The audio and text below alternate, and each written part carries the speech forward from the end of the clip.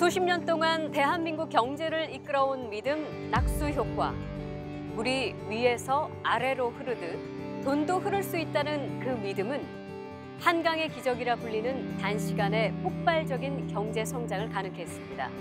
하지만 그 성공은 서울과 일부 수도권 지역의 자원과 혜택이 몰리게 했고 지역 간 심각한 격차라는 부작용을 낳았습니다. 2018년 현재 많은 사람들은 지방분권의 필요성을 이야기하고 있습니다. 지방분권이 침체된 지역 경제에 긍정적인 효과를 가져온다고 말이죠. 자치와 분권을 통해 지역은 잘 살 수 있을까요? 지역 독립선언 잠시 후에 시작하겠습니다.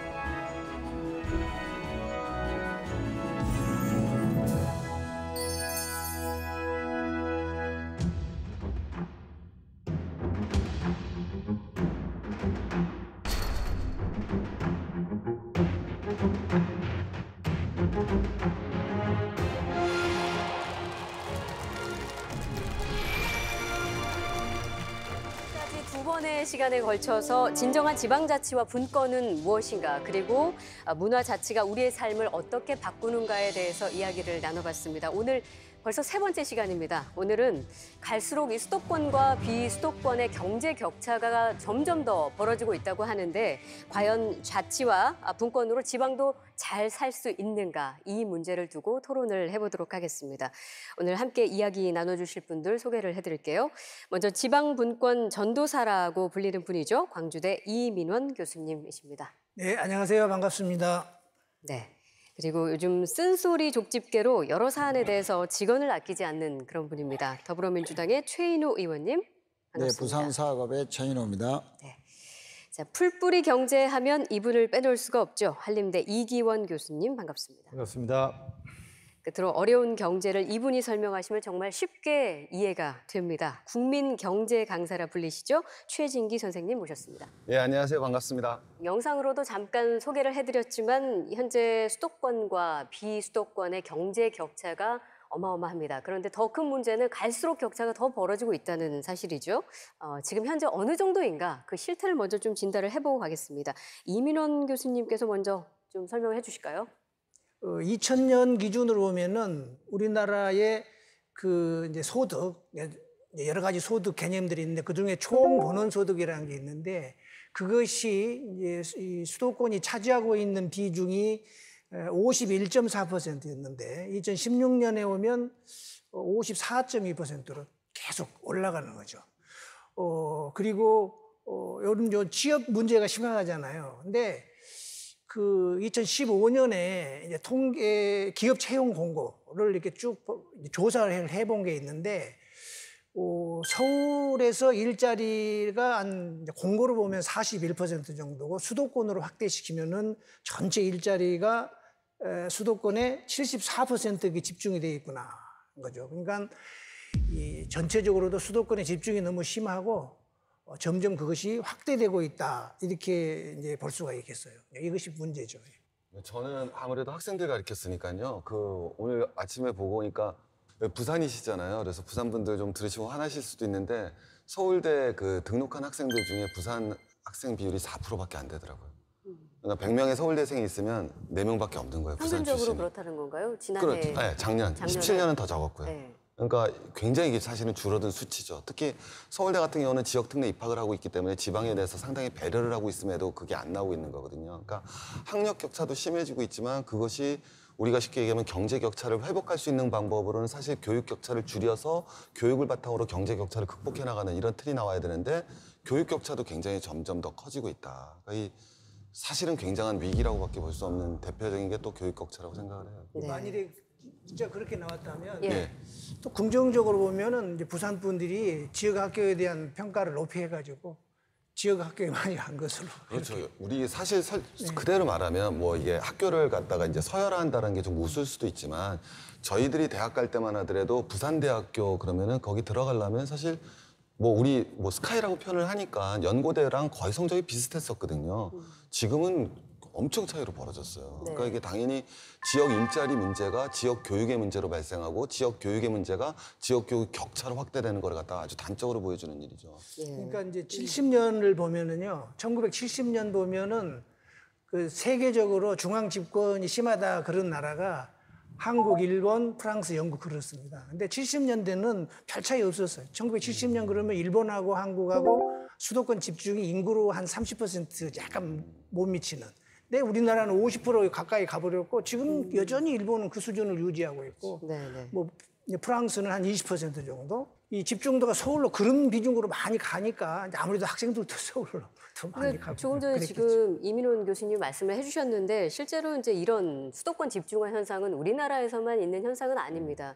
프랑스나 일본 도쿄, 프랑스 파리나 이렇게 수도의 집중 현상 굉장히 두드러지는 편인데, 만약에 차이가 좀 있다면 한국처럼 인구 절반이 수도에 몰려있지는 않다. 우리처럼 그런 차이가 좀 있다는 거죠. 그래서 지방에는 돈도 없고 사람도 없다, 이런 말들까지 지금 나오고 있다고 하는데, 우리 최진규 선생님 볼 때는 그 원인 어디서 보세요? 이제 한국의 수도권 집중이라는 건 방금 전에 돈 얘기를 해주셨으니까 산업구조와 경제 문제랑 아주 밀접하죠. 그래서 이제 시기별로 좀 나눠볼 수가 있는데, 60년대, 70년대 시작될 때는 우리가 다 알다시피 경부축 중심의 발전 전략을 취하게 되니까 호남 인구가 대거 서울로 몰려오게 됩니다. 이게 이제 맨 처음에 발생했던 60년대, 70년대 현상이고요.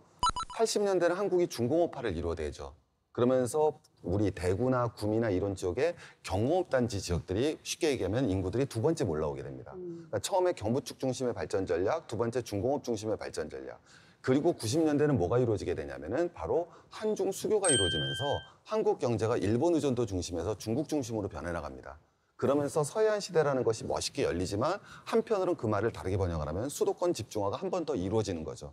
그래서 쉽게 표현해서 경부축 중심, 그다음에 중화합, 그다음에는 중국 중심으로 가면서 이때 이제 수도권 인구가 거의 절반에 가까워지는 거예요. 그러면 그다음부터는 아무 일을 안 해도 그냥 견제가 없기 때문에 집중화가 그냥 더 강화되는 거죠. 그다음에는 어떤 일이 발생하지 않아도 스스로 중앙 집권화가 스스로 굴러갑니다. 더 갈 수밖에 없는 거죠. 왜냐하면 견제 세력이 없고 분권화가 되기 어려워지니까. 그러니까 이미 권력이나 교육이나 모든 집중이 어느 수준을 넘어가니까 그다음부터는 스스로 독점화가 되는 단계가 현재 한국이 갖고 있는 이 수도권 집중이 다른 나라와는 다른 문제라고 얘기할 수가 있는 거죠. 방금 최 교수님 말씀대로 우리나라도 국가의 성장 전략을 선택과 집중의 전략에 따라서 우선 수도권을 집중적으로 육성을 시키면 지방이 낙수 효과로 또 그 혜택을 받아서 같이 이제 성장할 것이다. 이런 이론에 기반해 있었죠. 그렇죠. 그 부분의 전략이 일정 부분 성공한 것은 맞습니다. 그러나 수도권 하나만 가지고 대한민국 전체를 성장할 수 있는 개념의 시대는 이미 지나갔는데, 대한민국의 성장의 패러다임을 수도권 중심의 성장 전략에서 또 지방을 발전시키는 성장 전략, 지방의 잠재력을 일깨우고 현실화시키는 성장 전략으로 갈 때 수도권도 동반 상승하고 대한민국 전체의 경쟁력이 높아질 수 있다 이렇게 생각을 합니다. 현재 우리나라 경제 규모가 세계 10위권에 이르죠. 그리고 그 얘기는 그만큼 국가도 발전을 했고 또 수도권에 뭐 잘 사는 것도 어느 정도 인정을 할 것 같은데 그럼 왜 지역은 가난한 것인가? 이 질문을 또 할 수밖에 없습니다. 자, 이민원 교수님께서 알기 쉽게 좀 설명을 해드린다고 하는데요. 함께 보실까요?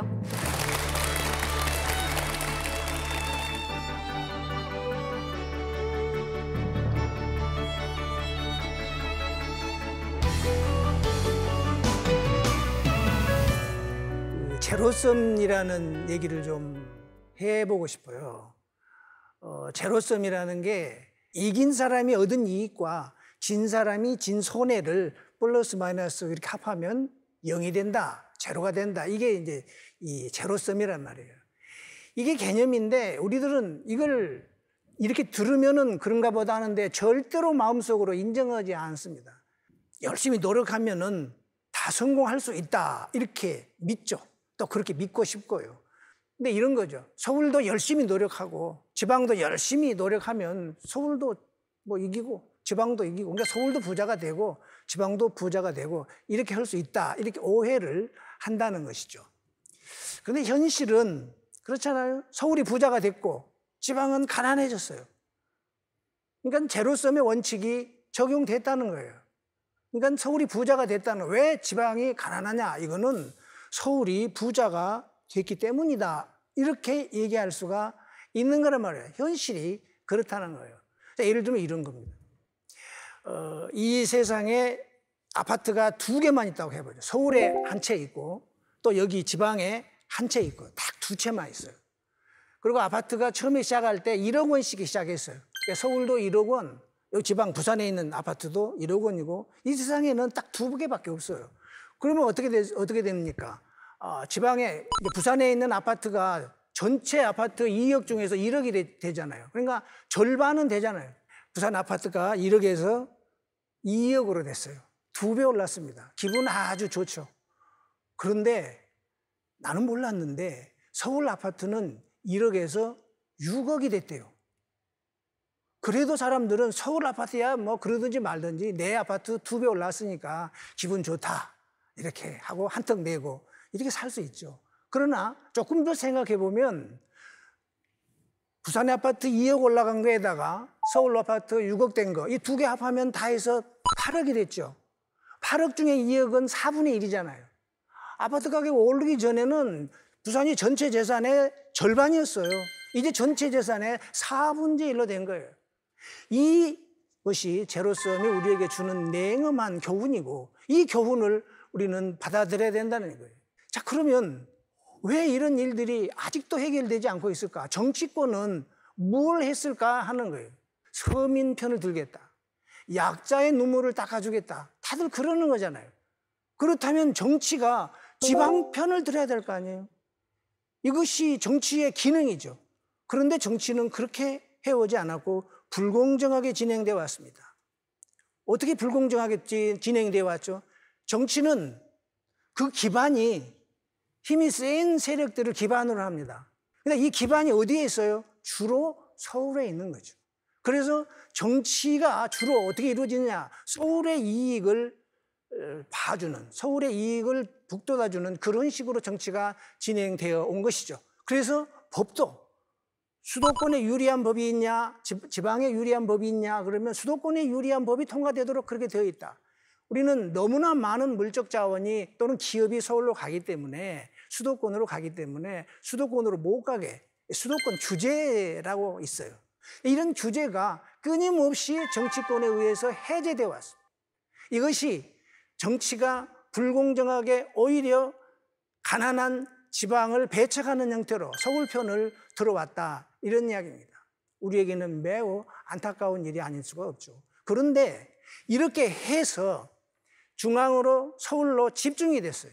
그럼 이 집중이 효율이라도 있어가지고 이를테면 국가 전체가 부자가 더 돼가지고 뭐 낙수 효과 아까 언급한 것처럼 이제 지방으로 이게 좀 흘러 들어오면은 좋겠는데 아까 제가 뭐라 그랬어요? 이 세상은 제로섬 게임이다. 이기는 자와 진 자만 있을 뿐이지 이긴 자가 돈을 다시 또는 자원을 지방에다 진 자에게 준다는 것은 그것은 아주 조그만 규모의 재미삼아 하는 게임에서는 있는 일이지 이런 국가적으로 일어나는 일에 그런 일은 일어날 수가 없죠. 중앙은행인 한국은행에서 이런 연구를 했어요. 투자를 하면 이것이 어떻게 돌아다니는 돈이 어떻게 도는지를 한번 보자. 이걸 살펴본 적이 있어요. 결론은 이런 겁니다. 지방에다 투자한 돈은 지방에서 조금 돌다가 서울로 가버립니다. 서울에 투자한 돈은 지방으로 절대 내려오지 않고 서울에서만 돕니다. 서울은 이렇게 모든 자원을 빨아들이면서도 그렇다고 해서 엄청난 성과를 낸 것도 아니란 말이에요. 그러니 우리나라가 점점 쇠락의 길로 갈 수밖에 없다 이런 거예요. 그러면 중앙정부의 정책으로라도 이것을 해결해야 되지 않겠어요?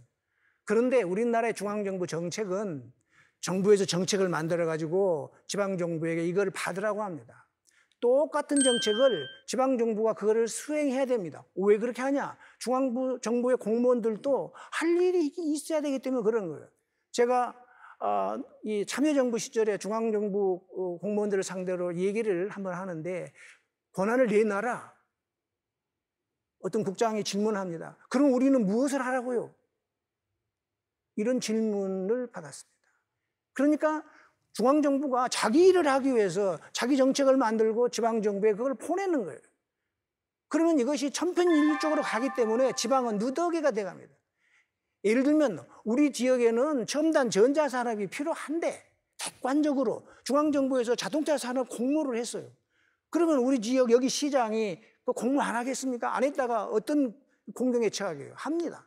그러면 전자산업 단지가 가장 적합한 단지에 자동차가 들어옵니다. 비효율이 되죠. 누더기가 되죠. 이를테면 우리 지역에는 연두 색깔의 빛깔이 필요한데 중앙정부에서 흰 색깔의 공모를 했다 이거예요. 그러니까 흰 색깔을 가져다가 온갖 로비를 해서 가져다 놓는단 말이에요. 연두색이 있어야 아름다운데 흰색을 가져다 놓으니까 이제 안 아름다워요. 그렇게 누더기가 돼 갔다는 거죠. 오늘 아마 이런 얘기가 될 것으로 생각이 됩니다. 맞습니다. 네.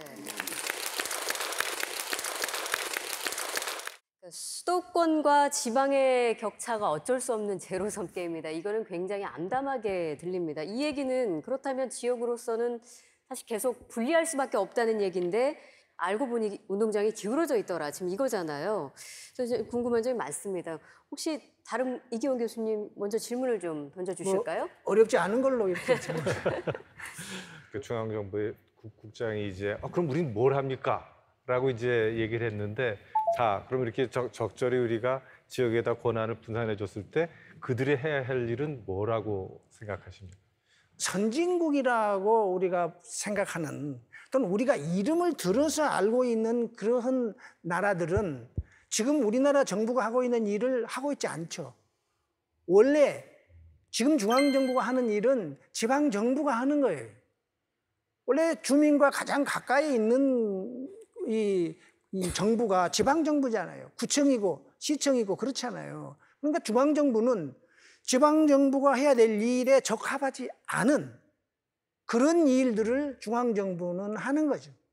이를테면 뭐 국방 일을 한다거나 외교의 일을 한다거나 이런 것이 있지 않겠어요? 그리고 어느 특정 부서 일이라고 하여도 직접 현장의 일이 아니라 전체적으로 프로그램을 기획해서 이런 방향을 설정하고 이 설정된 방향 하에 물론 그런 방향을 설정할 때는 이제 각종 지방 정부들과 논의를 거쳐서 그래서 전체적인 의견들을 통일해서 방향을 설정하고 프로그램을 만들고 이런 것들을 지방에서도 실천하고 하는 일들을 할 수 있겠죠.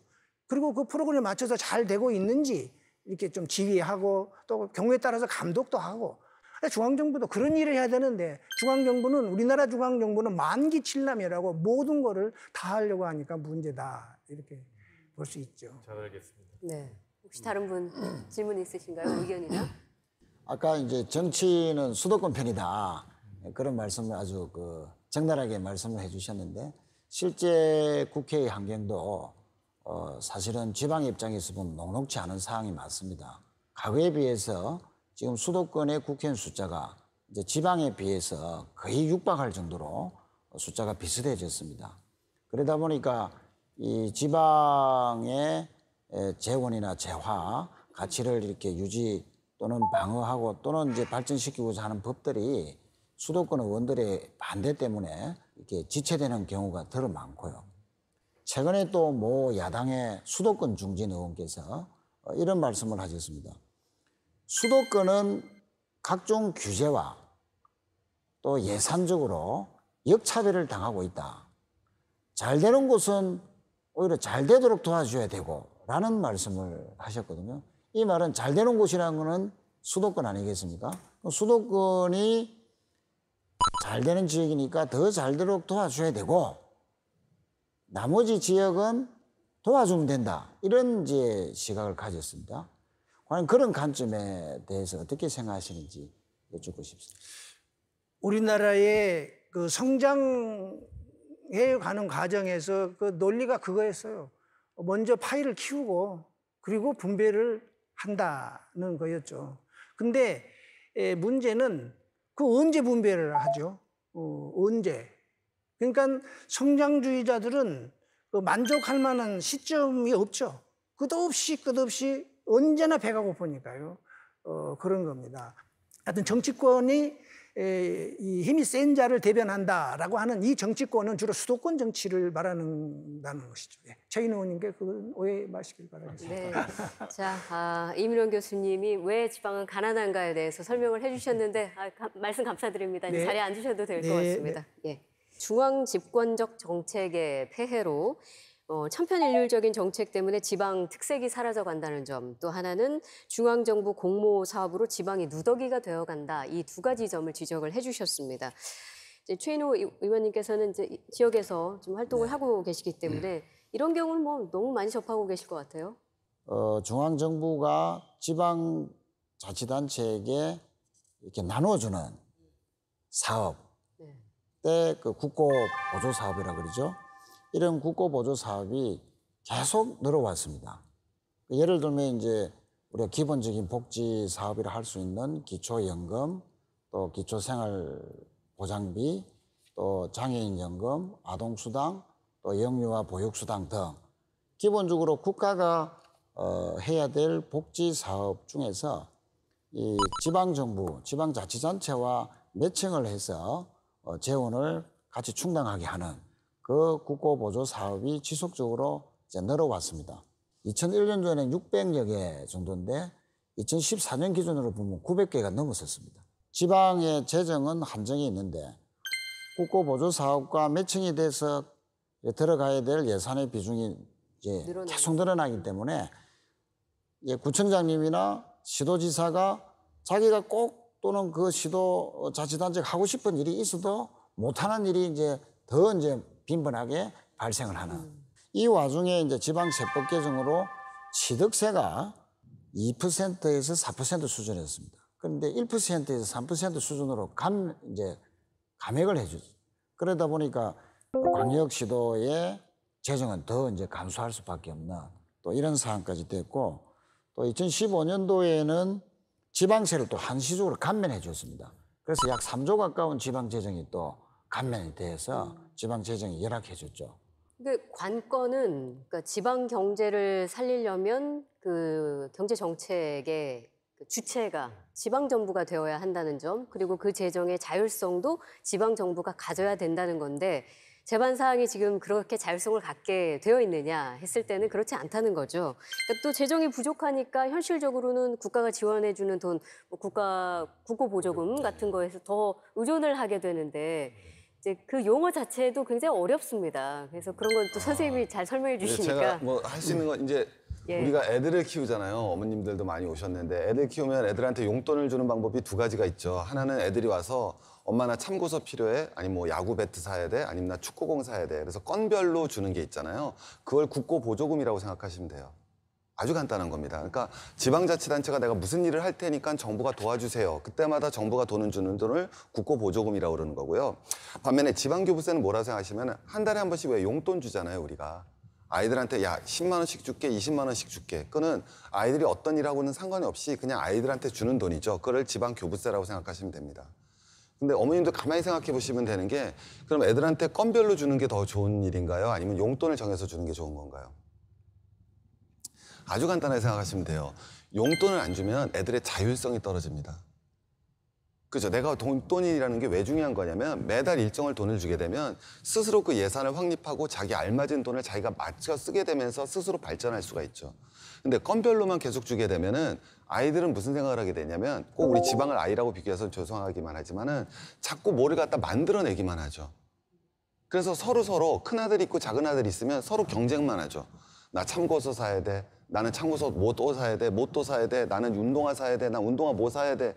이렇게 되는 거예요. 거기다 더 문제가 되는 건 뭐냐면은 운동화 살 때 이제 한국에서는 국고보조금을 갖다 어떻게 주느냐면 엄마 나 참고서 사야 돼. 그러는데 참고서가 얼마야? 그럼 2만 원이야. 그러면 2만 원을 다 주는 게 아니라 15,000원을 줍니다.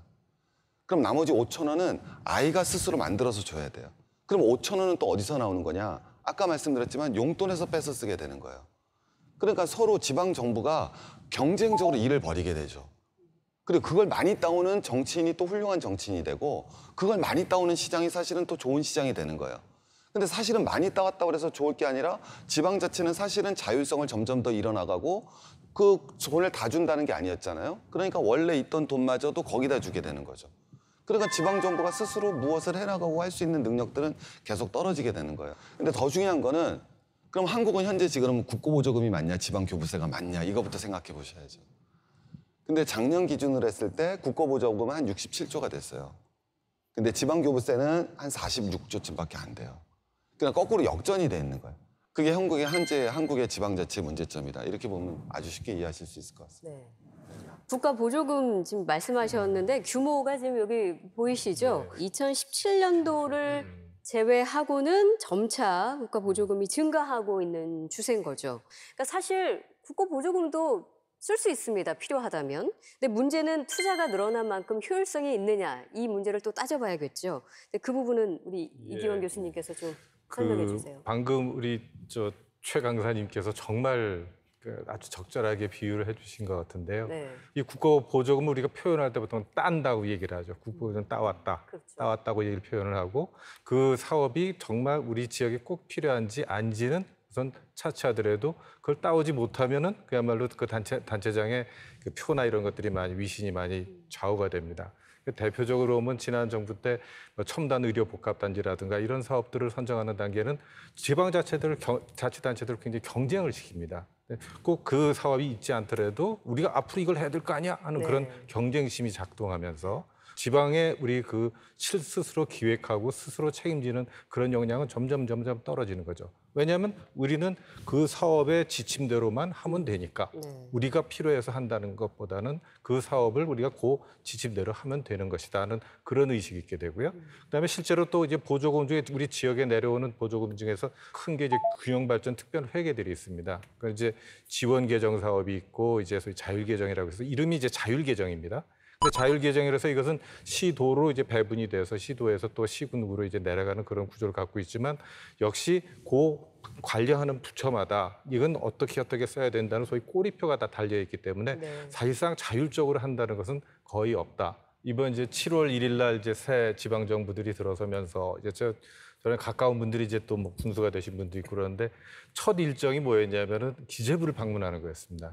그때가 이제 기재부의 예산 심의 이제 2단계인데 그 별것 아닌 사실 뭐 상수도 사업과 여기 이제 가스관 사업 그게 같이 일어나지 않으면 안 되는 일인데 이런 일들을 아무리 설명을 해도 못 알아듣는다고 하면서 꼭 쫓아가서 이걸 우리가 따와야 된다 하는 그런 식으로 이제 그 지역이 소위 이제 중앙 정부에 매달리는 그런 모습들을 아주 흔하게 볼 수가 있습니다. 각 지자체도 기업마다 요구하는 것이 다르듯이 지자체도 정부에게 필요로 하는 그런 분야들이 다 다를 거란 말이에요. 그럼 그것들을 잘 중앙정부에서는 취합을 해서 지역에 맞는 맞춤식 보조를 해줄 수 있는 그런 노력이 필요한 거죠. 굉장히 어려운 일이긴 하지만. 그 대목에서 제가 이제 한 말씀 드리면 중앙정부의 기대서 지역 특성에 맞는 국고보조를 많이 받았으면 좋겠다. 이것은 근본적인 한계가 있다. 그래서 이제 기본적으로 지방이 알아서 쓸 수 있는, 자율적으로 쓸 수 있는 돈의 규모를 많이 확보할 수 있는 근본적인 이제 대책들을 우리 교수님들 다 아시겠지만 그런 쪽으로 빨리 이제 제도가 바뀌고 또 법적인 정비를 해야 된다. 우리나라는 국세와 지방세 비율이 이제 8대2 수준인데 우리 문재인 대통령께서도 강조를 해왔었지만은 앞으로 6대4 비율, 지방세 비율이 40%까지는 가야 된다. 급격하게 40%까지는 가기가 여러 가지 또 어려움이 있으니 지금 문재인 정부 임기 동안에는 7대3, 30% 정도로 지방세 의 비율을 좀 높이자 하는 그런 측면들이 되면 이제 지방 재정이 상대적으로 알아서 쓸 수 있는 돈이 이제 늘어나는 거죠. 실제 지역에서 이 지역 경제를 조금 이끌어가고 계신 분의 이야기를 들어보면 조금 더 이해가 쉬울 것 같습니다. 이병진 부산시청 기획관리실장님 박수로 모시겠습니다.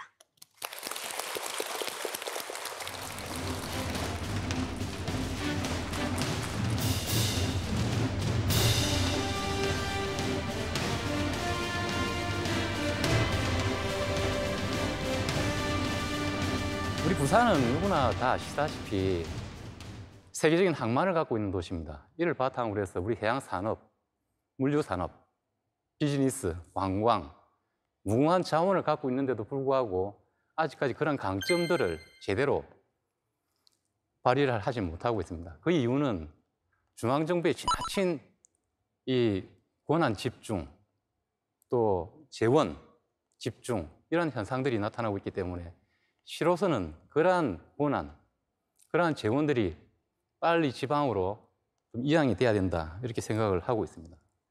우리 시 살림을 잠시 제가 좀 말씀을 드리겠습니다. 금년도 우리 시의 예산은 한 8조 7,500억 정도가 됩니다.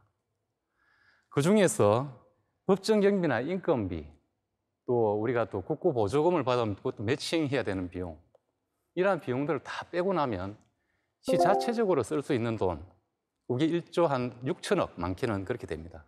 그런데 그 경비마저도 이 정직성 비용을 포함을 하고 있습니다. 그거를 다 빼고 나면 아마 여러분 놀라실 겁니다.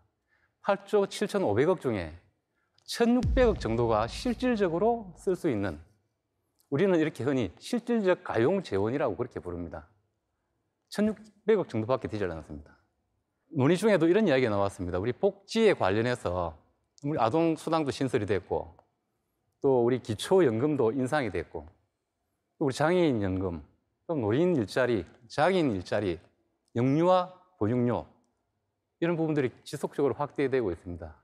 이게 확대되면 우리 지방재정도 같이 부담이 늘어나게 됩니다. 이러한 상황 속에서 우리 지방의 경제정책이라는 게 과연 펼 수 있을까요? 따라서 우리 중앙에 집중되어 있는 이 권한들을 좀 포괄적인 지방 이양이 필요하다. 그리고 재원의 확충, 즉 자주 재정권을 확대를 해줘야 된다는 문제입니다. 우리 지방에서는 우리 지방의 특성에 맞는 우리 지역의 경제 정책을 수립을 해서 정말 시민들께 좋은 일자리, 우리 시민의 삶의 아픈 곳을 만져 줄 수 있어야 됩니다. 그러려면은 그러한 재정권이 빨리 지방으로 이양이 되면서 우리 자율성, 책임성 있게 우리 이 지방에서 경제 정책을 펼 수 있어야 된다. 그렇게 생각을 합니다. 예. 자,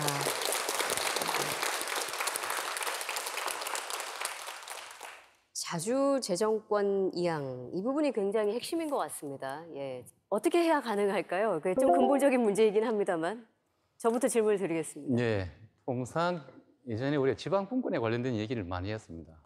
그중에서도 우리가 지방분권이라고 할 때 보면 통상 4가지를 많이 따집니다. 우리 인적 기반이 되는 인사권, 또 거기에 조직권, 또 우리가 입법권, 가장 뒤쪽에 뭐가 있냐면은 이 지방자치의 물적 토대라고 할 수 있는 자치재정권입니다. 이 물적 토대가 되지 않으면 지방자치 정말 실현하기 어렵습니다. 그런데 우리가 분권 관련해서는 이렇게 생각합니다. 큰 틀에서 분권도 중요하지만 현재의 법령만 개정하더라도 다소 어려움을 해소할 수 있다. 우리 지방 소비세 비율 좀 인상하고 소득세 법정률 좀 인상하고, 그죠? 이 부동산분의 양도소득세 이건 지방으로 이양을 하면 됩니다. 그걸 다 모아보면 1조 한 7천억 정도가 될 겁니다. 우리 부산시 입장에서는. 그런데 이런 개별 법령을 가지고도 빨리 조금 지방의 이 어려움을 해소할 수도 사실 있습니다. 큰 틀에서 가져가는 건 시간이 많이 걸립니다. 그럼 작은 틀에서라도 빨리 정부는 움직여줘야 된다. 뭐 저는 그렇게 보고 있습니다. 깜짝 놀란 게 8조 7천억 중에서 실제로 쓸 수 있는 돈이 1,600억밖에 없다라는 얘기를 듣고는 사실은 그럼 그건 정말 어떤 의미에서는 지방자치도 아니다 막 이런 것까지 생각이 들 정도로 굉장히 저도 지금 깜짝 놀랐습니다. 근데 아까도 말씀드렸지만 그 국가보조금 우리가 국고보조금 얘기를 했잖아요. 그러면 현재 부산시에서 진행하고 있는 대표적인 국고보조금은 어떤 사업들이 있을까요? 예, 부산시나 아마 타 지자체 다 비슷할 겁니다. 이 국고보조 사업은 우리 시 전역 전 분야에 다 있다고 보시면 됩니다. 그 중에서도 가장 크게 작용하는 게 우리 사회복지 분야입니다. 우리 기초연금, 뭐 아동수당, 우리 장애인 연금, 또 4대 보장, 우리 기초보장 제도, 우리 SOC 사업들, 사회 간접 자본을 닦는 사업들, 또 우리 환경 정비하는 사업들, 우리가 지역에 있는 강들도 많이 정비하지 않습니까? 또 우리 문화 사업들, 우리 국제영화제 하지 않습니까? 국비 받아옵니다. 우리 비엔날레하고 다 국비 다 받아옵니다. 우리 자체 재원 가지고 하기가 굉장히 어렵습니다. 심지어는 조그마한 관광 사업까지도 국비를 다 받아서 하는 사업들입니다. 그리 이해하시면 맞을 것 같습니다. 최근에 이제 일자리와 관련해서도 부산은 부산에 맞는 일자리를 제대로 창출을 해야 되는데 중앙정부 공무원들의 시각에서 일자리의 공모의 그 기준에 맞추다 보면 과연 부산형 일자리라는 게 제대로 만들어지고 또 그 예산을 받아 실행이 되겠느냐 하는 측면에서 좀 저는 우려를 좀 하고 있는데 이 부분과 관련해서 실장님께서 실제 현장에서 느끼시는 애로는 무엇이고 또 개선점은 또 어떻게 돼야 되는지 한번 말씀을 해주시면 고맙겠습니다. 예, 뭐 최인호 의원님께서 지적한 게 맞습니다. 지금 우리가 고용노동부나 행정안전부에서 시행하는 일자리 사업들은 100% 공모사업으로 진행이 됩니다. 공모사업이라는 것은 지역 간 경쟁이 굉장히 치열합니다. 이 치열한 경쟁도 중요하지만 이 공모사업의 맹점은 각 지역의 산업 구조나 인구 구조를 그렇게 배려를 하지 않은 형태입니다. 그냥 단순하게 고용이 많이 되는 사업, 뭐 이런 형태로 가서는 안 됩니다. 심사를 중앙정부에서 하는 거죠. 제 생각은 이렇습니다. 현재의 우리가 이 공부 방식을 이 탑다운, 위에서 정해서 내려오는 것이 아니고 이 바텀업 형태로 올라가야 됩니다. 그렇게 하기 위해서는 우리 지역에 맞는 일자리를 우리가 스스로 만들어내야 됩니다. 그렇게 하고 단편적인 공모사업에 대해서 예산 지원을 할 것이 아니고 일자리 사업도 전부 다 우리 지방비를 다 매칭을 해야 되는 사업이기 때문에 포괄적인 보조사업으로 가져야 됩니다. 우리 같으면 해양이나 항만, 관광, 뭐 의료 여러 가지 분야가 강점이 있습니다. 여기에 포괄적으로 국가에서 예산을 지원을 한다면 그 예산을 가지고 여기에서 우리가 현실에 맞게 그 규모에 맞게 양질의 흔히 이야기하는 좋은 일자리를 만들 수 있다 그렇게 봅니다. 시에서도 단발성의 공모사업보다는 지역에 맡겨주고 지역을 믿고 포괄적으로 해주십사 해서 정부에도 건의도 좀 하고 있는 상황입니다. 자, 지금 사실 저희 토론회가 진행되고 있는 이 백스코에도 방청객들이 와 계신데요. 이제 대부분 부산에 거주하는 시민분들인 걸로 알고 있습니다. 아마 질문들이 많이 있으실 것 같아서 손을 들어주시면 저희가 마이크를 넘겨드리도록 하겠습니다. 예, 잠시 일어나셔서 자기소개 간략하게 부탁드리고요. 그리고 질문 부탁합니다. 네, 부산 동구에 거주하는 대학교 2학년 강리엽이라고 합니다. 아까 지역 특색에 맞는 일자리가 많아져야 된다고 말씀하셨는데 진짜 여기 부산이 이제 지역 특색에 맞는 일자리가 많이 줄어들고 있고 이제 비정규직 고용률도 높아지는 추세입니다. 생산을 해야 되는 생산 가능인과 점점 감소하고 있어서 이제 이 문제를 해결하기 위해서 이제 부산시에서 어떤 고용 정책이나 경제 정책을 가지고 있는지 여쭤보고 싶습니다. 예, 이 일자리 부분은 우리 공공 분야에서 일자리를 갖다가 만들어낸다는 것은 정말 한계가 많은 일입니다. 일자리는 민간 기업에서 만듭니다. 기본적으로. 그렇다 그러면 우리 공공기관은 일자리 창출에도 일부 관여를 하지만 민간 부분에서 일자리를 만들 수 있도록 마중물 역할을 해야 된다고 봅니다. 지금 시에 우리 청년들 관련해서 일자리를 찾는데 아니면은 일자리를 구하기 위해서 이제 공부를 하고 하는데 여러 가지 지원책을 많이 펴고 있습니다. 정말 공무원들이 한 사람 한 사람이 그냥 사무실에 있지 말고 전 기업에 다 한 명씩 매칭을 해서 가자. 그래서 아예 일자리 발굴단을 시에서 이제 만들 각오를 지금 하고 있습니다. 단순하게 우리가 시가 뭐 일자리를 몇 개 만들어서 그게 오래 가지도 못할 일자리 같으면 안 만드는 게 좋습니다. 우리가 신성장 산업이라고 하는 부분은 시간이 조금 걸립니다. 중요한 건 현재 우리 지역 기업을 제대로 분석을 해서 그 지역 기업에서 이 지역 기업을 키워서 거기가 우리가 이 지역의 인재들을 제대로 고용을 하고 그게 우선 우리가 해야 될 일 아닌가 사실 그래 보고 있습니다. 부산에 있는 젊은 분들이 외부로 좀 유출이 안 되도록 우리 자체적으로 우리 역량을 좀 키워야 될 문제라고 봅니다. 이거는 공공기관의 문제기도 하지만 우리 민간 기업의 문제기도 하고 우리 시민들의 문제기도 합니다. 같이 좀 힘을 합쳐야 할 때가 아닌가 그래 봅니다. 고맙습니다. 자, 오늘 직접 여기까지 찾아주셔서 부산의 실제로 경제 정책들이 어떻게 이루어지고 있고 또 어떤 애로사항들이 있는지 말씀을 해주신 이병진 부산시 기획관리실장님이셨습니다. 고맙습니다.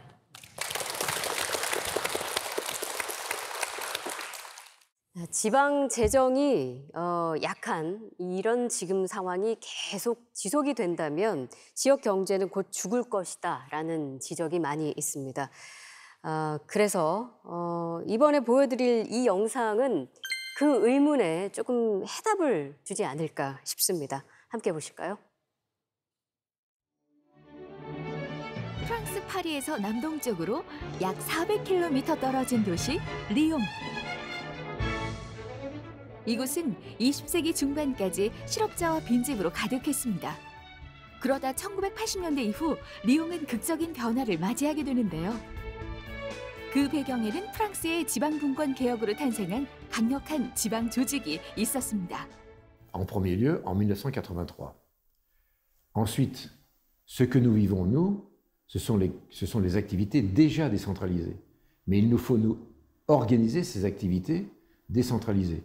Ça veut dire qu'il y a un double phénomène, c'est qu'il faut continuer à les décentraliser jusque dans les communes, mais il faut aussi en même temps regrouper des activités, parce qu'il vaut mieux qu'elles soient toutes ensemble quand on s'occupe des voiries. 그렇게 2010년 메트로폴이라는 조직 체계가 구축됐고 경제 개발부터 주거 정책, 상하수 관리까지 지역의 다양한 문제를 중앙 정부로부터 일임받아 처리하고 있습니다. Mais c'est toujours la vague de décentraliser et de se rapprocher des territoires et de se rapprocher des régions, des métropoles et des communes. Donc ça, c'est un vaste mouvement. Alors à l'intérieur de ça, ça permet de faire émerger des grands projets, hein, des grandes infrastructures. À Lyon, il y a Confluence, mais il y a aussi l'aménagement des berges du Rhône. Il y a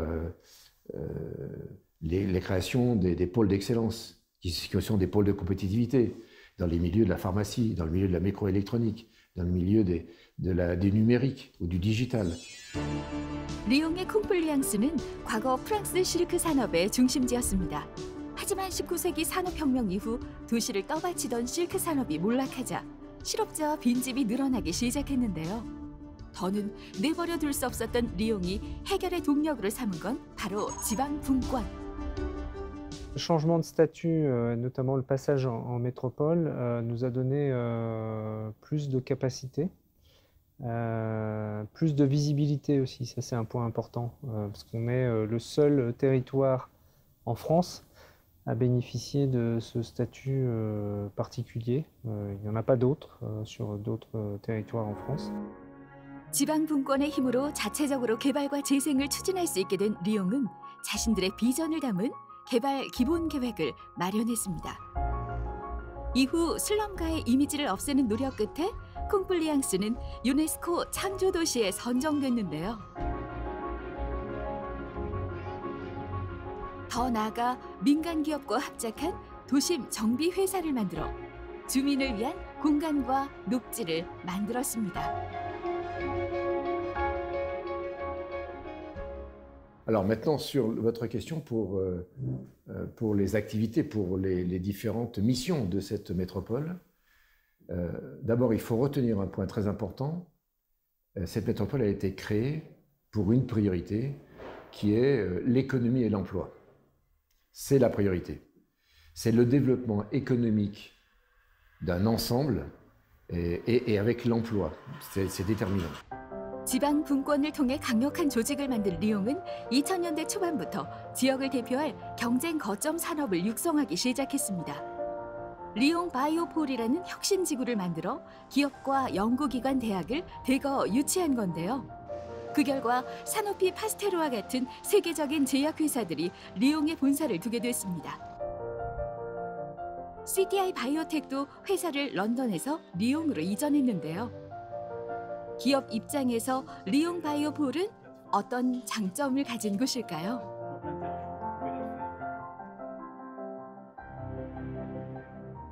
The Lyon regional government gives a lot of administrative support at the very beginning of setting up the company.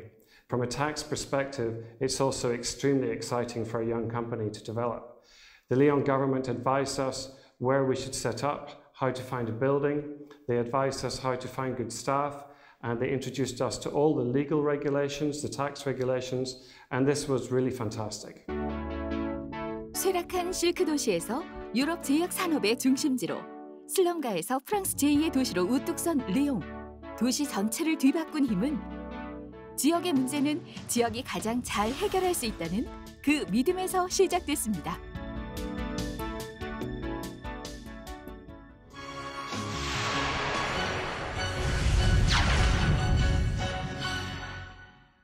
그러니까 리옹처럼 이렇게 지방 정부들이 성공한 지자체로서 남으려면 어떤 권한을 통해서 이 자치를 실현할 수 있는 것인가 이제 그 얘기를 좀 해보고 싶습니다. 조세는 법률로서만 징수가 가능합니다. 그래서 조세 법률주의라고 하는데 이 지방에서 만드는 그 법을 우리가 조례라고 하죠. 이 조례의 권한을 법적 권한까지 이렇게 상향시켜야 된다. 그래서 이제 지금 우리가 통칭 조례라고 하는 것을 앞으로는 지방 분권이 강화되면서 지방 법률이라 하자 이렇게 우리가 이제 말하기도 합니다.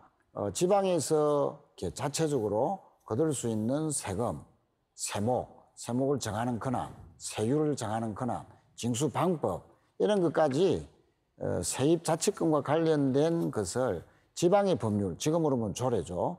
이 조례를 통해서라도 가능하게끔 하는 자치 입법권의 강화가 전제가 돼야만이 재정자주권도 법률에 의해서 법적 근거에 의해서 우리가 계속 안정적으로 실현할 수 있다고 먼저 말씀을 좀 드리겠습니다. 지방세 관련한 조례 권한을 상향시킬 필요가 있다. 이기영 교수님 생각하실 때 그 권한을 나눈다는 측면에서 본다면 어떤 권한을 지방 정부에 나눠줘야 된다고 생각하십니까? 지금까지 쭉 얘기가 나왔습니다만 이제 그 당연히 재정, 과세가 자주 과세를 할 수 있어야 될 것이고, 그다음에 조직을 그야말로 천편일률적으로 짠다는 것은 이제 사실 그 지역 형편에 맞지도 않고, 그다음에 인사에 관한 문제들이 있습니다. 특히 뭐냐면 정원 조정에 관한 문제들이 있는데 이게 굉장히 아주 아주 매우 엄하게 돼 있어요. 그래서 한 명 더 늘리고 뭐 뽑고 하는 것들을 제대로 할 수 없는 그런 일들, 그러니까 지역의 형편에 맞는 이제 그런 일들. 그런 것들이 이제 제일 큰 권한들이 아닐까. 그러니까 크게 얘기하면 인사와 예산입니다. 그리고 이제 그것이 지역으로 직접 내려와야 되는 것이고, 고등학교 교과서에는 분명히 이렇게 써 있거든요. 대한민국의 권력 분립은 하나만 있는 게 아니라 두 가지가 존재한다고 돼 있거든요. 하나는 수평적 권력 분립이라고 표현하고 하나는 수직적 권력 분립이라고 표현하는데 수평적 권력 분립은 우리가 말하듯이 입법, 사법, 행정의 분립이고 그리고 수직적 분립이랑은 분명히 중앙과 지방정부의 분립이거든요. 그래서 우리는 중앙정부가 지방정부한테 권력을 양도한다 이런 식으로 잘못 생각하는 것 같아요. 그건 있을 수가 없는 거죠. 모든 권력은 당연히 국민으로부터 나와서 그 국민이 권력을 중앙정부한테 주느냐 지방정부한테 주느냐가 결정이 돼야 되지 중앙정부가 권력을 지방정부한테 나눠줄까 말까 이게 되면 발상 자체가 기본적으로 전 잘못됐다고 생각이 돼요. 필요하죠. 지방 분권 통해서 재원도 확대하고 그 예산을 어떻게 쓸 것인가 이 자율성을 부여한다는 거. 근데 중요한 점은 재정 자주권을 줬을 시에 다 성공적으로 이어질 것이냐. 그러니까 그 책임 문제를 논할 수 있을 것 같습니다. 예를 들어 자치단체가 파산하는 경우도 있으니까 뭐 파산 제도를 도입해야 된다 이런 얘기까지 이어질 수 있거든요. 이 문제는 좀 최진기 선생님께 여쭤볼게요. 그 이제 제일 대표적으로 그 94년이죠. 미국 오렌지 카운티가 실제로 파산을 했거든요. 지방자치단체가. 근데 그 과정이 굉장히 재밌습니다. 뭐냐면은 왜 파산을 한 거냐면은 그 시의 재정국장이 있어요. 네, 로버트라는 재정국장이 있는데 그 사람이 외부로부터 돈을 빌려옵니다. 자기 예를 들면 우리 뭐 경상도라고 치면 경상도 예산이 있으니까 그걸 담보로 외부로부터 돈을 빌려옵니다. 그래서 그거를 갖다가 우리로 치면은 레버리지 효과를 굉장히 높인 다음에 배팅을 했어요. 그래서 금리가 오를 것이 아니라 금리가 떨어질 것이라는 거에 배팅을 해버린 거예요. 투자를 한 거예요, 돈을. 근데 실제로 그 당시에 미국 금리가 6번에 걸쳐서 올라가거든요. 그러니까 실제로 돈을 투자한 거를 날릴 수밖에 없었죠. 그래서 실제로 파산을 합니다. 그래서 이게 마치 어떤 사례로 우리가 이용되는 거냐면 지방자치단체한테 너무나 큰 돈을 주고 자치권을 부여했을 때 문제가 발생한다 이런 사례로 인용되는 경우가 굉장히 많아요. 근데 거꾸로 두 가지 측면이 있는 건데 하나는 부러운 거죠. 우리나라는 그렇게 파산하고 싶어도 할 수가 없어요. 왜? 그런 자치권을 가지고 있지 못하기 때문에 거꾸로 파산하고 싶어도 그렇게 파산할 수가 없기 때문에 거꾸로 우리가 얼마나 아직까지도 지방자치가 제대로 이어되어 있지 못한가를 보여줄 수 있는 대표적인 사례고요. 그리고 사실은 더 중요한 우리한테 뉘앙스를 주는 게 로버트 시트론이 이거 했을 때 다 잘한다 그랬었어요. 모든 오렌지 카운티의 주민들이 너무 좋아했죠. 왜냐하면 처음엔 돈을 벌어왔거든요. 그 투자를 해갖고 돈을 벌어오니까 너무 좋아했어요. 근데 나중에는 다 돌아서서 법적으로는 처벌을 못했죠, 그 사람들을. 그 재정국장은. 근데 나중엔 다 이 사람 때문에 다 후회를 하게 되잖아요. 근데 이제 그게 뭘 보여줬느냐면 모든 주민들이 원했던 게 증세 없는 복지 확대였어요. 그러니까 증세는 하지 않으면서 복지는 확대하고 근데 그거의 가장 유일한 해결책을 어떻게 보면 그 사람이 제시해줬던 거죠. 투자하자, 공격적으로. 그러니까 우리도 그런 식으로 가버릴 우려가 있다라는 거죠. 그러니까 지방자치가 우리가 자율성을 부여하자. 그러려면 이제 두 가지 조건이 해야 되는데 먼저 나오지만 지방자치단체의 역량이 우선 확보가 돼야 되죠. 그걸 할 수 있는 역량이 확보가 돼야 되는데 아직까지 우리가 그런 역량을 줘본 적이 없기 때문에 그러니까 그런 역량을 확보할 수 있는 기관이 있어야 되고 그 역량을 확보한 다음에는 주저없이 권한을 넘겨주고 실패와 책임에 대해서 적당히 물어나가는 그런 시스템을 만들어야 된다라는 게 이런 교훈이 되겠죠. 예. 근데 뭐 그런 경우도 있을 것 같아요. 만약에 지자체가 그 재정 자주권이 있어서 돈을 많이 확보했는데 이걸 시민들이 볼 때 제대로 못 쓰고 있는 거죠. 그래서 그런 것들을 좀 견제하는 것이 바로 이제 주민이 이제 거기에서 나서는 그런 제도들 같이 병행이 되면 뭐 그런 부작용 같은 건 좀 줄일 수 있지 않을까요? 유바리 씨를 일단 뭐 예를 들어볼 수가 있겠는데요. 예. 그 파산한 사례를 보면 거기 이제 그 탄광으로 유명했던 마을이 이제 탄광 이게 죽고 나니까 이제 탄광에서 관광으로라는 기치를 걸고서는 뭐 공기업, 뭐 그 유바리 관광공사 이런 거 드립다 만들고 그래서 결국은 옆에서 이제 보기에는 굉장히 잘 돌아가는 것 같았고 뭐 교과서에도 등장하고 그랬지만 알고 보니까 결국은 이 우리나라에서는 발생하기 힘듭니다. 거기는 장부를 다 속였었으니까요. 그래서 결국 그 시장이 돌아가시고 나서야 장부를 까보니 결국 2006년도, 2007년도 이제 파산을 했죠. 근데 그 문제점을 우리 쪽에서 보면은 거기 28명이나 되는 의원들이 다 이쪽 같은 쪽이었거든요. 예. 그러다 보니까 한 번도 야당 의원 한 분만 열심히 이걸 지적할 뿐이지 다른 분들이 똑같이 거수기로서 그냥 다 통과를 시켰었기 때문에 문제 제기가 제대로 안 된 거죠. 그러니까 감시와 견제 기능이 그 시민 그리고 우리가 보통 얘기하는 시민단체 같은 좀 예리한 시민단체 그 깨어 있는 시민의 이제 조직된 힘으로서 감시하기 전에는 그 유바리 씨가 왜 이게 정말 문제였냐면 인구가 10만 명쯤 되는데 테마파크를 만들었고 영화제를 개최를 했어요.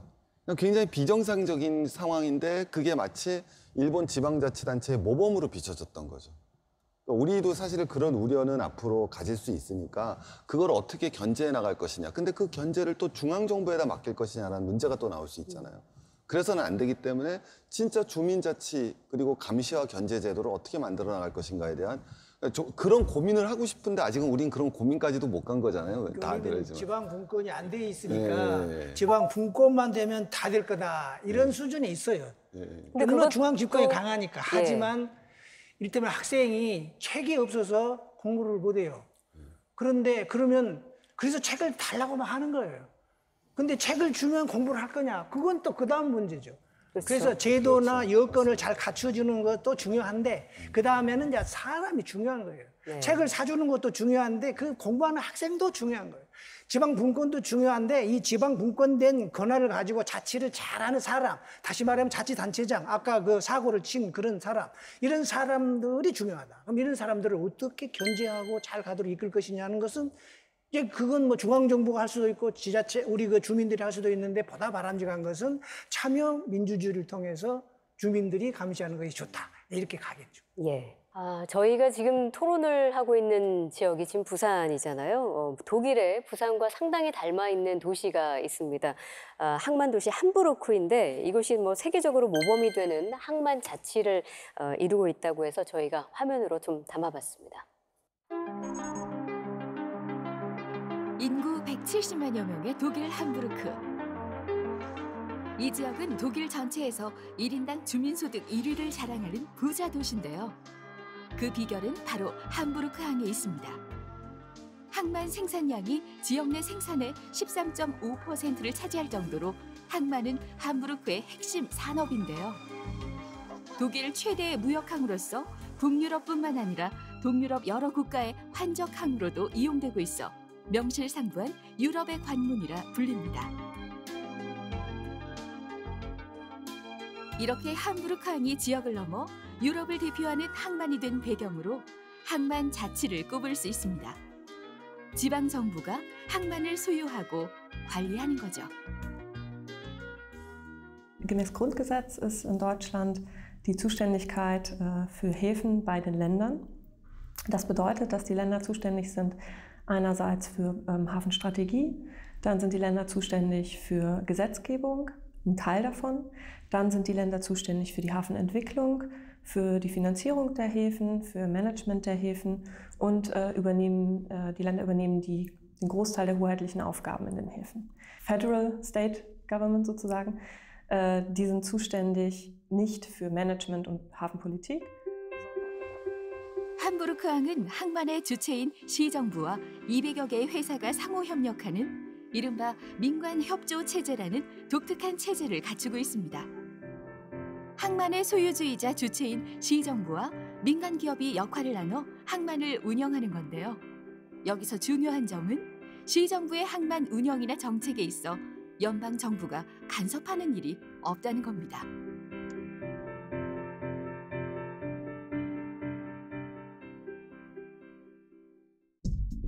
그저 국가적인 차원에서 항만 정책에 대해 시정부와 협의하고 조정하는 기능에 그치죠. Ein Vorteil ist sicherlich das Thema Hafenentwicklung. Hafenentwicklung ist sehr eng verknüpft mit Hafeninvestitionen. Da tritt der Bund an seine Grenzen, da er selber nicht als Hafenbesitzer, also er hat keine Ländereien, auf denen Häfen liegen, oder zumindest keine kommerziellen Häfen und auch nicht als Terminal Operator auftritt. Das bedeutet, dass in puncto Hafeninvestitionen die Kompetenz für Entwicklung und auch für Erweiterung von Häfen ganz klar bei den Ländern liegt. 독일은 주정부별로 자치 재정권을 행사하는 동시에 수평적 지방 조정 제도를 적극적으로 활용해 지역별 균형 발전을 이루고 있는데요. 부유한 주정부가 가난한 주정부의 재정을 지원해 지방 정부 간 재정력 격차를 줄이는 거죠. Im deutschen Grundgesetz gibt es eine Vorschrift, in der es dort heißt, dass die Steuern so verteilt werden müssen, dass sie für gleichwertige Lebensverhältnisse in allen Regionen Deutschlands sorgen. Es soll also nicht nur in Hamburg, ein reiches Bundesland, und Bayern, auch ein sehr reiches Bundesland, aber in anderen Ländern, Ostdeutschland, wenn man sich das anguckt hier, die Länder alle, die sind alle vergleichsweise arm, und um diese Unterschiede auszugleichen zwischen arm und reich, geben die reichen Länder im sogenannten Länderfinanzausgleich Geld an die armen Länder ab. 휴일이 되면 나들이를 즐기는 사람들로 붐비는 함부르크의 항구 하펜시티. 이곳은 19세기 중반 독일 최초의 현대식 부두로 문을 열어 한때는 창고와 물류시설, 원자재 야적장으로 가득했습니다. 하지만 1980년대에 들어서면서 재래부두가 새로운 물류 시스템을 따라가지 못했고 점차 도시도 활력을 잃어갔는데요. 차가워진 도시에 다시 활기를 불어넣은 건 하펜시티 개발 계획. 함부르크시의 독자적인 항만 재개발이 쇠퇴한 재래부두를 기업부터 교육시설, 문화시설까지 총집합한 신도시로 변신시킨 겁니다.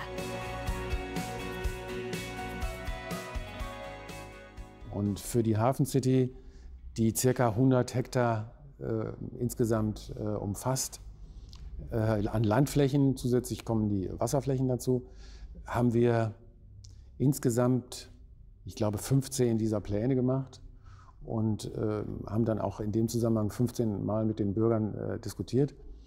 Aber auch der Masterplan, der im Jahr 2000 beschlossen wurde, wurde im Jahr 2010 nochmal konkretisiert und überarbeitet und den neuen Rahmenbedingungen angepasst. Und über diese Planung haben wir auch in zahlreichen Veranstaltungen in dem Informationszentrum im Kesselhaus mit der Öffentlichkeit diskutiert. Und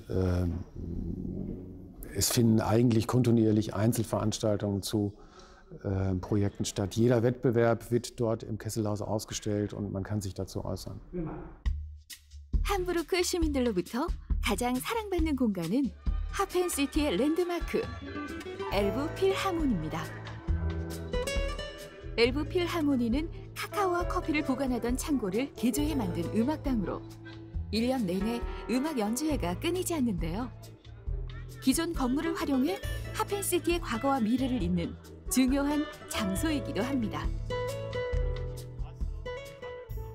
Erst in Prague sind Sie schon mal in der Elbphilharmonie? Ja, ich war schon mal da, das war letzten Winter. Also jetzt, wo ich da war, muss ich sagen, sie ist sehr schön. Die Elbphilharmonie gebaut wurde, gab es sehr viel Kritik und es war auch wirklich ein kontroverses Thema. Aber ich glaube, jetzt, wo es fertig ist, ist es schon insgesamt eher eine positive Aufnahme, ist mein Eindruck. Gute Stadt ist das Stichwort. Es muss lebenswert sein. Es muss für Bewohner, aber auch Besucher und eigentlich auch für jeden Hamburger muss es halt eine lebenswerte Stadt sein. Und da kommt es eben auf die Qualität an und nicht auf das, was Hamburg damit verdient. Dementsprechend sind wir als Unternehmen dafür zuständig, dass diese gesamte Entwicklung qualitativ hochwertig vonstatten geht, dass die Grundstücke verkauft werden, aber dass wir eben halt auch sicherstellen, dass die Investoren und die Bauherren auch gute Stadt bauen. Und dementsprechend haben wir starke Eingriffsmöglichkeiten und steuern den gesamten Prozess. 시들어가던 재래부두가 신도시로 변하기까지 그 중심에는 책임감을 가지고 정책을 만들어 나가는 지방 정부와 주체로서 자신의 목소리를 내는 시민들이 있었습니다. 위기를 기회로 바꾼 원동력은 바로 여기에 있지 않을까요?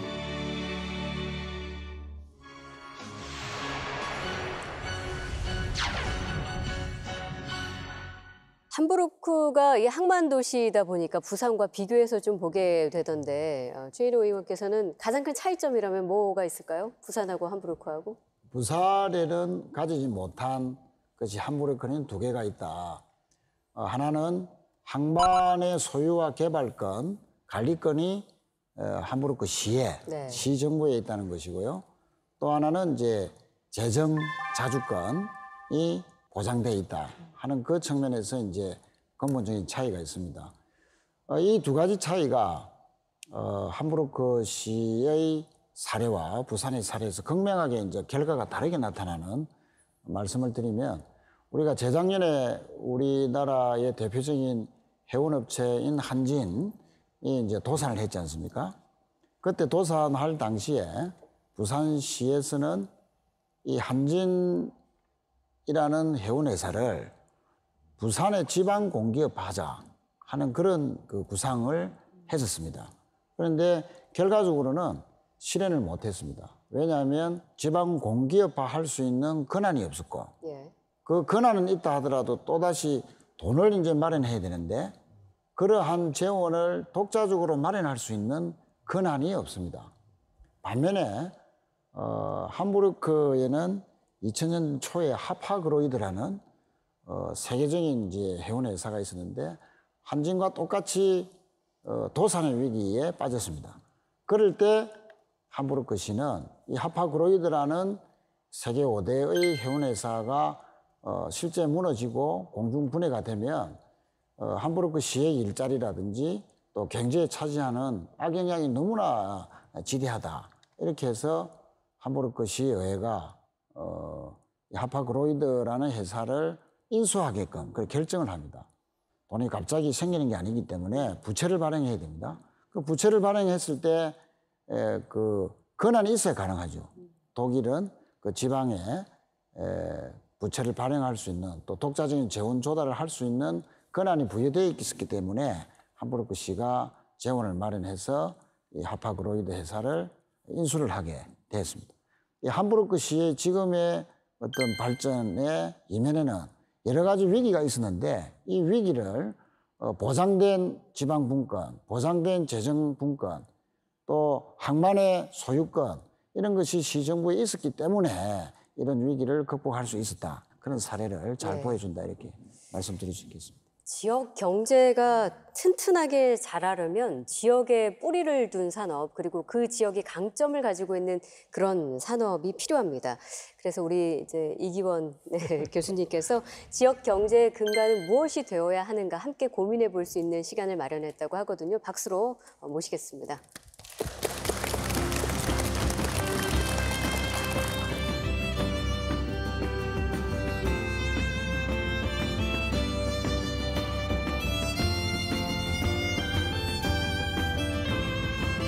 제가 오늘 보여드리는 건 요겁니다.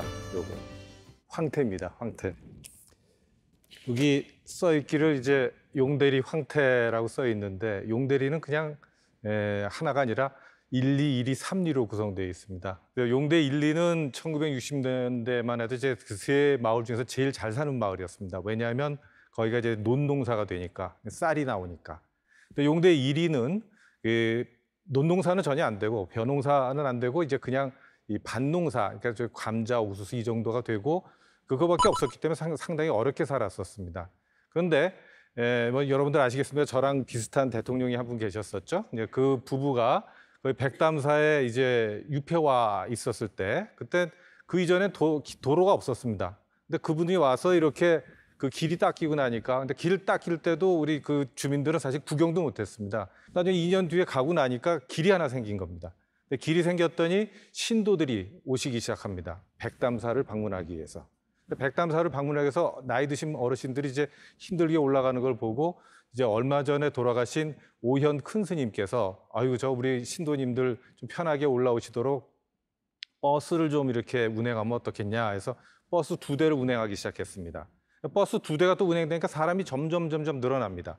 근데 그 당시 이장님 하시던 이제 정래옥이란 분이 이제 저걸 어떻게 잘 활용하면 우리 마을에 큰 먹거리가 될 수 있지 않겠나 해서 뭐 스님을 큰 스님 이제 쫓아다니면서 큰 스님 저거 우리 마을에 내려주시면 저희가 좋은 마을 사업으로 키우겠습니다. 했더니 큰 스님이 참 그 우리 이장님을 좀 좋아하세요. 그래서 동장이 원하면 동장이라는 게 이제 말하면 이장입니다. 동장이 원하면 마을에서 해라. 근데 이게 이제 여기서부터는 우리가 일자리는 일이 만들죠. 일이 있어야지 일자리를 만드는데 그 일을 갖다가 잘 꾸며가는 게 꾸민다고 해서 기업 아니겠습니까? 이거는 너희들이 하려면 마을 기업을 만들어서 좀 해야 될 거다. 그래서 연구한 끝에 이제 합자회사를 만들었습니다. 이제 1996년에 시작했을 때 그때는 2대밖에 없었지만 이게 2010년이 되면 벌써 10대로 늘어납니다. 10대로 늘어나고 1년에 보통 한 88, 그 당시 한 88만 명, 한 번 올라갈 때 2,300원씩 요금을 받습니다. 근데 버스가 10대 있으니까 기사가 당연히 10분이 필요하고 또 예비 기사가 또 3분이 더 필요합니다. 근데 기사가 될 자격은 마을 주민이어야 됩니다. 마을 기업입니다. 마을에서 움직이는 회사입니다. 기사들만 있는 게 아니라 사무직원들도 필요하니까 뭐 전무이사 뭐 이런 사람들 모아서 이제 6명 정도가 또 정규직으로 고용이 되어 있습니다. 총 19분이 거기서 마을 기업, 용대 향토 기업이라는 이름으로 일을 하고 있는데 이장님이 그 당시 이제 회사 대표를 하셨기 때문에 보통 이장님들한테는 예전에 모곡이라고 해서 마을 일 하느라고 바쁘시니까 쌀을 걷어다 드렸었죠. 근데 그런 모곡 대신에 전국에서 최초로 월급 주는 이장님이 됐었습니다.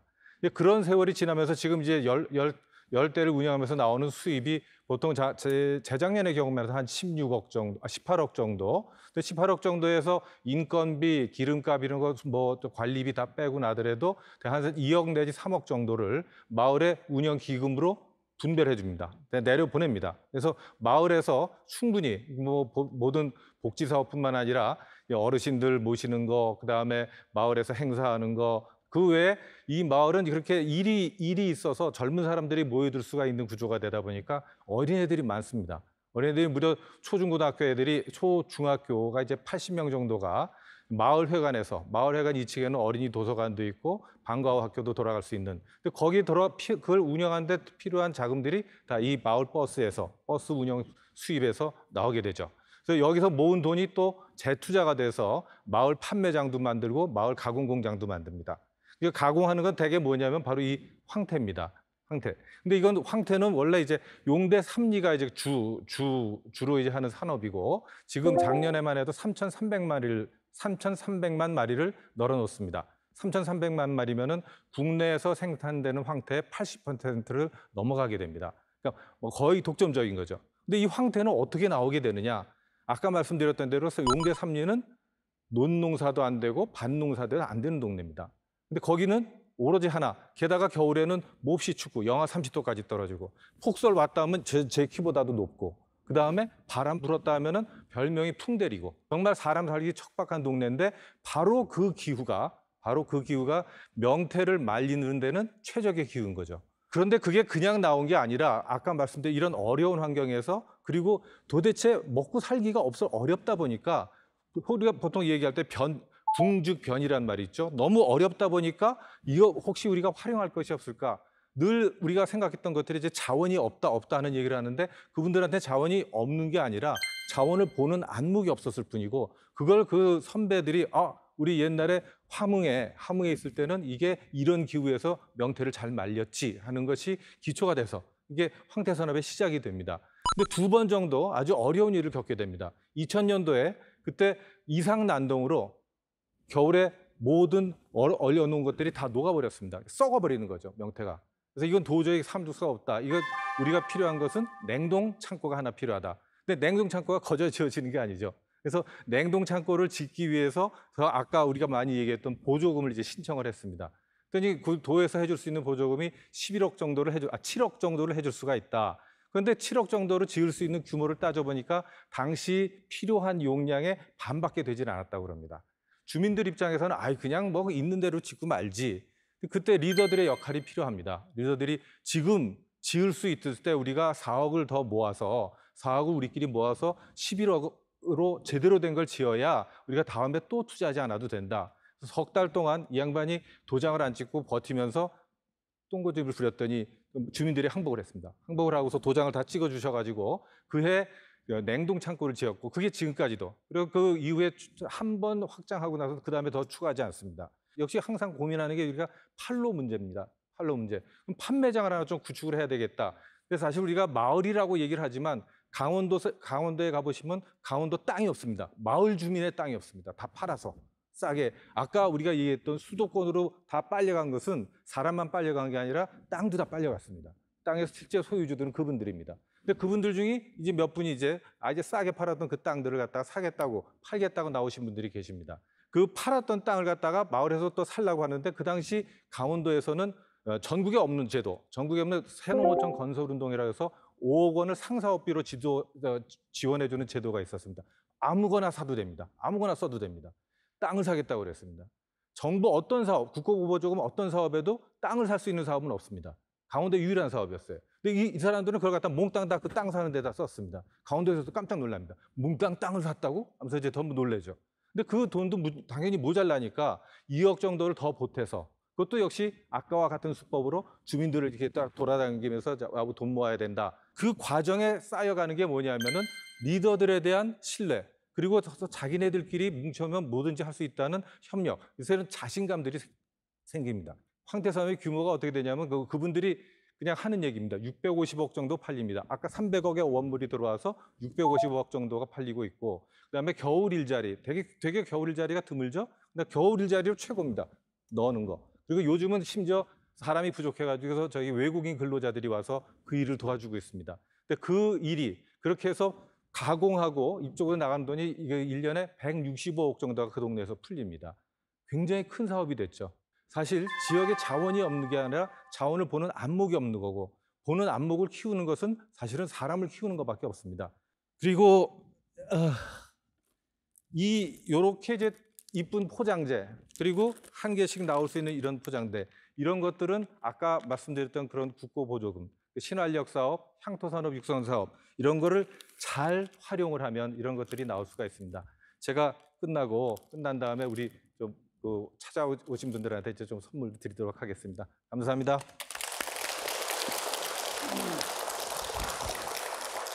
뭐 지역마다 자원 없다, 사람 없다, 대기업도 없다, 제조업도 없다. 그래서 먹고 살 거리가 없다, 이런 이야기들 많이 하는데 사실은 자원을 보는 안목이 없다? 이 부분은 굉장히 신선했던 부분 같습니다.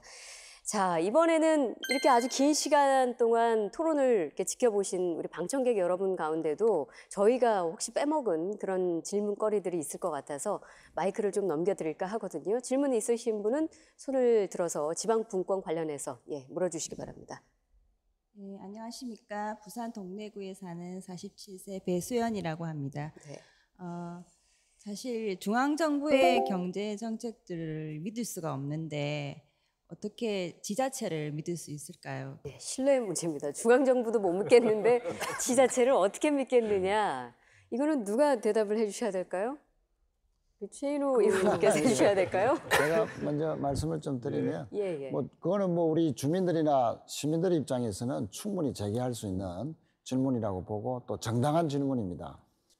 지방 정부를 신뢰하게 하고 책임을 다하는 그런 이제 지방 정부가 되기 위해서는 우선 그 지도자, 선출직에 있는 단체장을 제대로 된 분을 뽑아야 되고, 뽑고 난 뒤에도 실수할 수 있으니까 그걸 견제하라고 있는 지방의회에 식견 있고 책임감 있는 의원들이 많이 이제 나와서 이 견제와 감시를 제대로 할 수 있는 지방의회가 구성이 돼야 되고, 이거로 만족하는 것이 아니라 주민들은 스스로 또 조직을 만들어서 시민단체나 또는 심지어 지역에 있는 언론까지도 만들어서 일상적으로 이 지방자치단체가 제대로 돈을 쓰고 있는지에 대한 감시 활동을 이렇게 게을리 하지 말아야 그런 이제 신뢰도 올라가고 또 궁극적으로 파산이라는 그런 위기까지도 겪지 않지 않겠나, 그런 말씀을 드리겠습니다. 예, 지자체가 어떤 사업을 하더라도 시민들이 볼 때 이거 잘못된 방향으로 가고 있는데 하면 이제 시민들이 나서서 감시와 견제를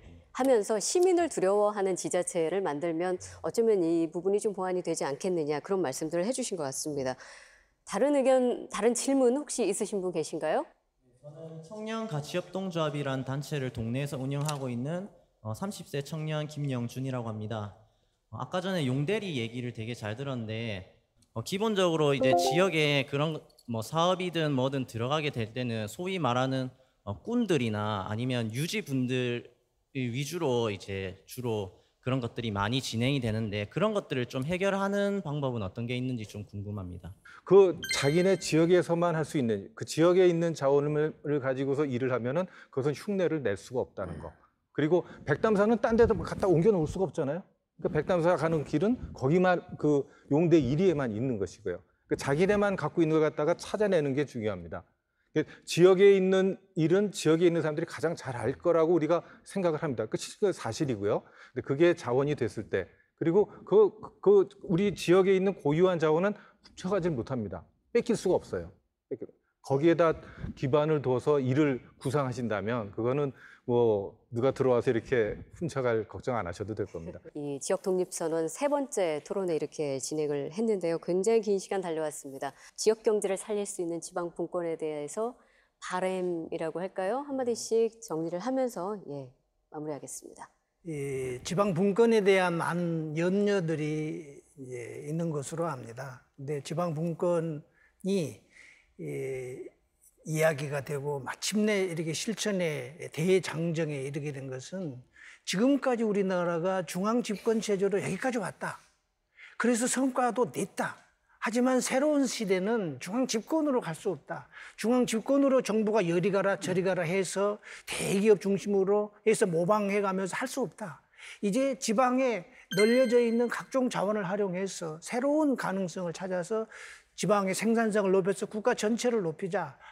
이런 시각으로 우리가 이걸 하고 있다 하는 것을 이해를 하시고 이 지방 분권의 대장정에 모두 믿고 함께 동승해 주셨으면 좀 고맙겠습니다. 네. 예, 저는 이번 정기국회에서 지방 분권과 관련된 중요한 법안을 꼭 통과시켜야 되겠다 하는 그런 의지를 말씀드리면서 마무리 인사를 드리도록 하겠습니다. 지금 지방에 내려줄 수 있는 권한은 할 수 있는 만큼 해보자. 이렇게 해서 19개 부처에 분산되어 있는 518개의 국가 사무를 다 정리를 해서 이걸 한꺼번에 법으로 모아서 이양하는 지방 이양 일괄법을 만들어서 통과시키고자 합니다. 제대로 입법화시킴으로써 차곡차곡 자치분권의 법적인 근거를 만드는 일에 최선을 다하겠다는 말씀을 드리면서 인사 말씀을 마치겠습니다. 저희가 이제 지역 독립 선언을 얘기하고 있어서 제가 그 지역 일을 한 15년 하면서 느꼈던 바를 좀 하나 말씀드리겠습니다. 지역이 스스로 이렇게 돌아가기 위해서는 한 4가지 정도가 지역 내에서 잘 순환이 돼야 됩니다. 일방적으로 내려오는 게 아니라.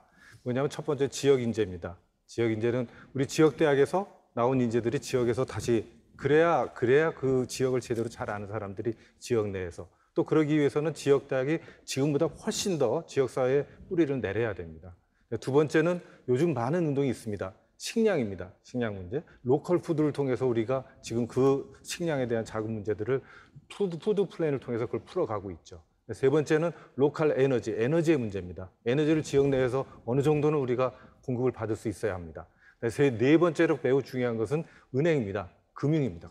지역 금융. 다행히 부산은 그걸 다 갖추고 있습니다. 근데 강원도에는 거의 한두 가지씩 빠져 있는데 그 4가지가 어떻게 조화를 이루는가. 그리고 그걸 갖다가 저변에서 끌어갈 수 있는 한 좋은 시스템은 바로 사회적 경제라는 시스템입니다. 왜냐하면 주민들이 다 참여할 수 있고 그 안에서 민주적인 의사결정을 하고 그다음에 소득이나 수익에 대한 분배를 투명하게 할 수 있고 그다음에 소외계층을 배려하고 지역사회에 함께하는 그런 시스템들이 잘 정착이 되기를 바라면서 말씀을 마치도록 하겠습니다. 감사합니다. 아니, 저는 뭐 와서 많이 배웠다고 생각을 하고요. 근데 제가 생각하는 거는 이 지방자치의 자치와 분권에서 가장 중요한 거는 다양성의 확보라고 저는 거꾸로 굉장히 생각을 합니다. 그러니까 어떤 대한민국이 도시국가를 선택할 것인가 아니면은 진짜 국가를 선택할 것인가. 우리가 홍콩과 싱가포르를 갖다 되게 모범으로 생각하지만 사실 홍콩과 싱가포르 되게 위험한 국가거든요. 도시국가이기 때문에 하나밖에 없는 국가예요. 그래서 오히려 굉장히 위험할 수 있기 때문에 다양성이 없으면 기본적으로 오랜 생존은 불가능하지 않을까. 그래서 지방자치가 더 중요하다고 생각하고 많은 사람들이 이제 중앙 중심의 발전 전략이 훨씬 더 효율적이라고 생각을 하는데 사실 또 그렇지 않은 게 왜냐하면 우리가 지금 4차 산업혁명이라는 얘기를 많이 하는데 혁신은 변방에서 나오지 중앙에서는 아무도 하지 않습니다. 그러니까 어떤 시대든 인문학적으로 혁신이라는 건 중앙의 기득권을 가진 거기서는 혁신이 나오질 않습니다. 조선 후기에도 혁신은 주류 학문인 성리학에서는 나올 수가 없습니다. 실학에서 혁신이 나오는 거고요. 일본의 메이지 유신도 도쿄나 에도에서 나오는 것이 아니라 아주 변두리인 조슈마, 사스마 번에서부터 메이지 유신이 출발이 됩니다. 사회의 다양성 확보와 혁신을 위해서도 지방자치와 분권이 정말 필요하지 않을까라고 생각은 하고 있는데 오늘 제가 앞으로 너무 많이 배운 것 같아서요. 저도 서울에서 태어나서 서울에서만 자라서 몸에 내가 서울 중심의 사고방식이 배어 있었구나라는 개인적으로는 좀 반성을 하고 가는 자리가 됐습니다. 자, 지방 분권을 향한 기대도 있지만 이렇게 우려의 목소리들도 상당히 많이 있습니다. 왜냐? 제대로 해본 적이 없기 때문이겠죠. 그동안 모든 정치, 경제, 문화, 교육까지 중앙에서 주도하고 지방은 그 지휘 아래에 있었습니다. 꽤 오랜 세월 그랬죠. 한순간에 달라질 수 없을 겁니다. 하지만 시행착오를 통한다면 한 걸음 나아가 있겠죠. 예. 어쩌면 사실 우리는 지금까지 못한 것이 아니라 우리의 능력을 발휘할 기회가 없었을지도 모르겠습니다. 씨앗을 뿌려야 열매가 맺히듯이 지금 우리는 더 늦지 않게 이 자치와 분권의 씨앗을 뿌릴 때인 것 같습니다. 긴 시간 함께해 주신 여러분 고맙습니다.